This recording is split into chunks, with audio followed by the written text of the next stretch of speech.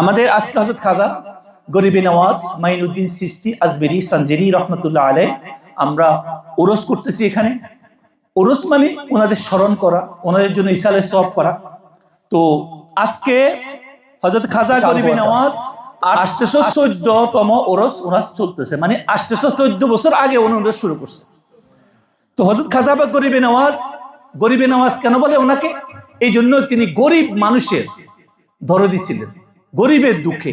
গরিব কারা? এটা না আমাদের টাকা না, এটা গরিব বলে নাই উনি, বলতেছে যাদের ইমান কম, যারা ইমান কম, ইমানের সমস্যা, ইমান বুঝে না, তারা হলো সত্যিকারে গরিব।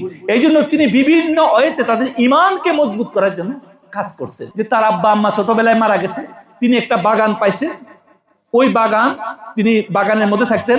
হযরত ইব্রাহিম কান্দুজি রহমতুল্লাহ আলাইহি তিনি যখন ওখানে গেছে, একটা রুটি, শুকনা রুটি দিছিলেন, একটু মুখে দিয়ে সাবাইছে, সাথে সাথে তার আল্লাহ পাক দিল খুলে দিচ্ছেন, তার দেমাগ খুলে দিচ্ছেন, আর তিনি এগুলা সব বিক্রি করি তিনি আল্লাহর রাস্তায় চলে গেছেন।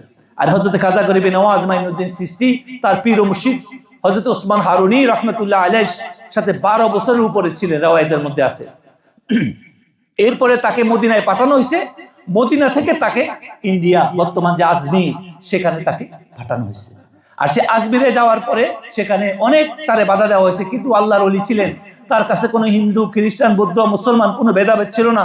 তিনি তার হাসি মুখ, ভালোবাসা, মমতা, মহব্বত দিয়া তিনি মানুষদেরকে বুকে নিছেন।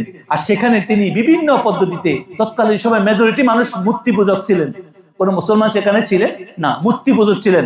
এই জন্য মুসলমান থাকলেও কিছু দরবেশ গেছেন, কিন্তু অনেক কম ছিলেন।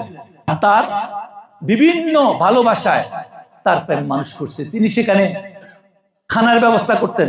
তিনি বলতেন যে যদি অভুক্ত মানে খিদা পেটে, খোদারে কেউ ডাকে না, এই জন্য যাদের পেট ভরা থাকে তারা খোদাকে ডাকে। তো সেই জন্য তিনি খাওয়ার ব্যবস্থা করতেন।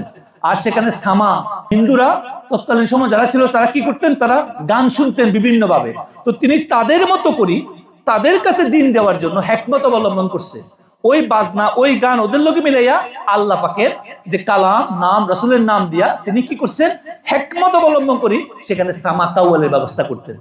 আর কাওয়াল শুনতেন আল্লাহ আল্লাহ রাসূলের নামে, আর খানা খাইতেন খাজা গরিবে নওয়াজের তাবাজ্জু, এটা খাইয়া ভিতরে পরিবর্তন হইতেন, গান শুনতেন, আর ওটার সাথে তাদের দেমাগ পরিবর্তন হইতেন। যাওয়ার আগে তারা মুসলমান হয়ে ঘরে যেতেন। সুবহানাল্লাহ, সুবহানাল্লাহ।